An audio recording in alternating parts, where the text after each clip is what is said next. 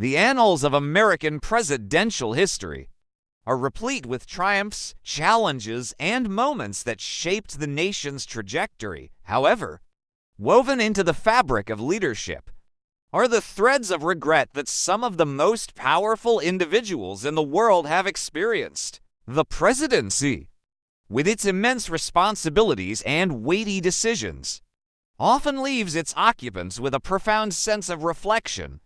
From strategic missteps and policy miscalculations to personal failings and political blunders, the regrets of American presidents provide a unique lens through which to examine the complexities of leadership. As we delve into the corridors of power and the decisions that have defined presidencies, a mosaic of regrets emerges. These regrets, whether born out of historical context, unforeseen consequences, or personal remorse, offer a nuanced understanding of the human dimension of the presidency. From the early days of the Republic to the contemporary era, this exploration aims to shed light on the biggest regrets of American presidents, examining the enduring lessons that echo through the corridors of history. Being the president of one of the most powerful and influential countries in the world is no easy task. Difficult decisions must be made, and presidents are only human, so mistakes happen. One might say it's part of the job, but sometimes things really go wrong and presidents feel the weight of regret.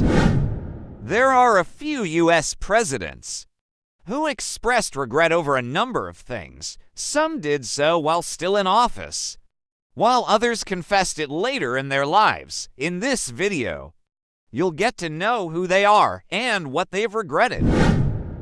The first president of the United States owned slaves throughout his lifetime, but as he grew older, he came to regret it. The unfortunate condition of the persons whose labor in part one employed has been the only unavoidable subject of regret. He wrote, "I never mean, unless some particular circumstance should compel me to it, to possess another slave by purchase, it being among my first wishes to see some plan adopted by the legislature, by which slavery in the country may be abolished by slow, sure, and imperceptible degrees." When the president died, a provision in his will ensured the enslaved people he owned were free. The sixth U.S. president served from 1825 to 1829. As soon as he took office, he signed the Indian Springs Treaty. The treaty essentially forced the Creek Nation to give up their land, now Georgia, and move west. After meeting with leaders of the Creek Nation, Adam regretted signing the treaty and tried to annul it, but to no avail. The Creek Nation ended up giving up all their land in the end. We have talked of benevolence and humanity, and preached them into civilization, Adams wrote in his personal diary. But none of this benevolence is felt. Where the right of the Indian comes in collision with the interest of the white man, he added.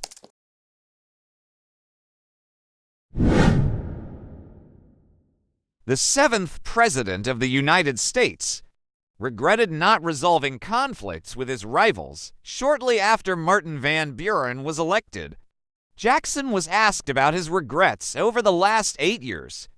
His reply, that "I didn't shoot Henry Clay and I didn't hang John C. Calhoun."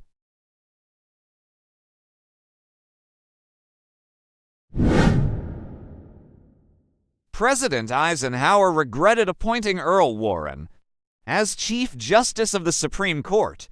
Warren went on to lead the court in a series of liberal and historical decisions that Eisenhower wasn't pleased about. The president later said that appointing Earl Warren as Chief Justice of the Supreme Court was the biggest damned fool mistake I ever made.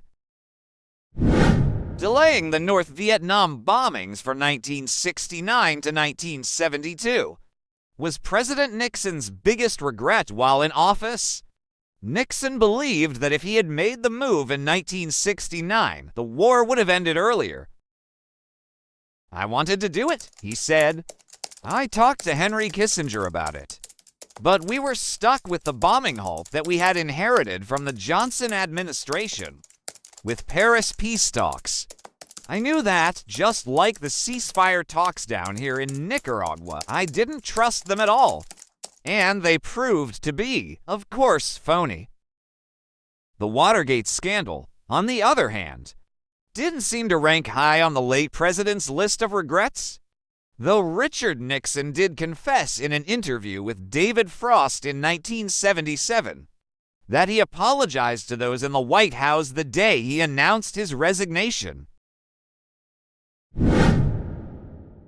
President Carter admitted that he deeply regretted how he handled the Iran hostage crisis. In 1979, 52 American diplomats and citizens were held hostage in the country for 444 days.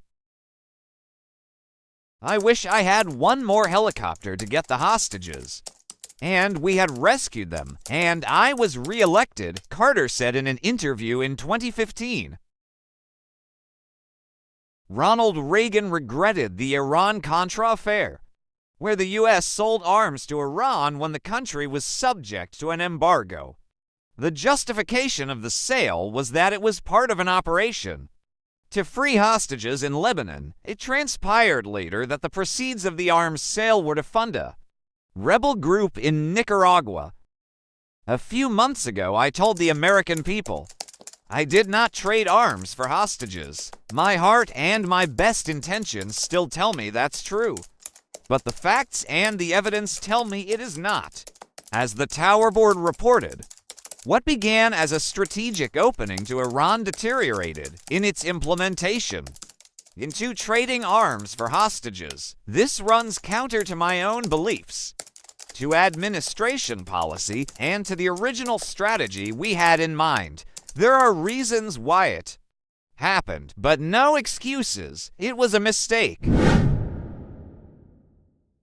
George H.W. Bush regretted not managing to remove Saddam Hussein from power at the end of the first Gulf War in 1991. If we had tried to get Saddam Hussein to come and literally surrender and put his sword on the table, I think it might have been avoided some of the problems that we did have in the future from him. George H.W. Bush also regretted lying to Americans. While campaigning in 1988, he promised, read my lips, no new taxes as president. He failed to deliver on that promise and apologized for it in 1992, saying, I did it, and I regret it, and I regret it. The thing Bill Clinton regrets the most is not ensuring peace in the Middle East. My number one regret is that I was not able to persuade Yasser Arafat to accept the peace plan I offered at the end of my presidency. He confessed. We'd be much better positioned to deal with the problem of Iran, and we would have taken away about half the arguments of terrorists around the world by giving the Palestinians their state and creating a cooperative, positive interdependence in the Middle East, not a negative one. And so, I think that would have done more good to save more lives and help more people. And I wish I had been able to do that. Another thing Bill Clinton regrets is not doing more to stop the Rwandan genocide. And, of course, Clinton also regrets the sex scandal with Monica Lewinsky. I know that my public comments and my silence about this matter gave a false impression. I misled people, including even my wife. I deeply regret that. When asked about his regrets in 2008, the former president made reference to the Iraq War. The biggest regret of all the presidency has to have been the intelligence failure in Iraq. Bush did share the blame with other world leaders who made decisions based on the same intelligence. It wasn't just people in my administration. A lot of members in Congress prior to my arrival in Washington, D.C. during the debate on Iraq. A lot of leaders of nations around the world.